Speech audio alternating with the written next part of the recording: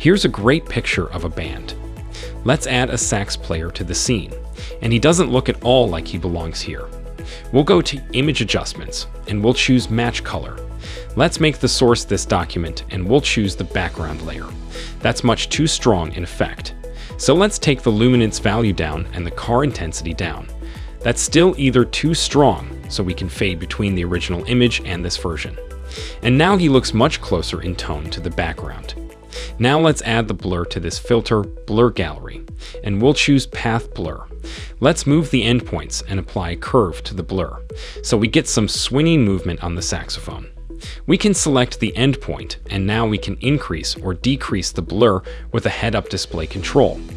We can go to the Motion Effects tab and add a bit of strobing to this for that doubling up effect. I'd like to blow on the saxophone. I don't want too much in his face.